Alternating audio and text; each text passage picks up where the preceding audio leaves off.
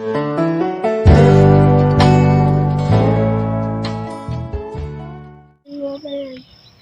भूखा हूँ, घर बच्चे भूखे हैं। अल्लाह करे कुछ खाने को मिल जाए। वहाँ बैठा है, उस पर जाके कहता हूँ कुछ मदद करता है तो।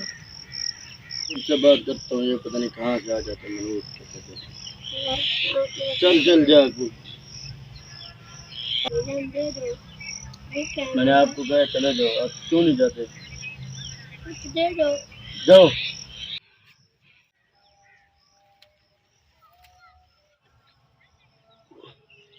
क्या हुआ है? मतलब अच्छा, पढ़ते नहीं हो, काम भी नहीं करते, आपका वालिद साहब भी नहीं करता काम? अच्छा, यहाँ पर क्या करने आते हो? मांगने आते हो, बस यही काम है आपका?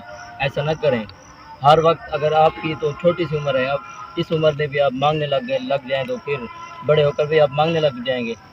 ठीक है, पढ़ें और उसके बाद मेहनत करें। पढ़ाई के बाद जो पढ़ने पहले वक्त स्कूल जाएं और उसके बाद मेहनत करें, काम करें कहीं होटल पर या किसी और जगह पर। ठीक है, अभी मैं आपकी मदद कर रहा हूँ, आप खाना खाएं और अपने जो घर में बहन भाई हैं उनको भी ये दे दें। ठीक है, ये रखें।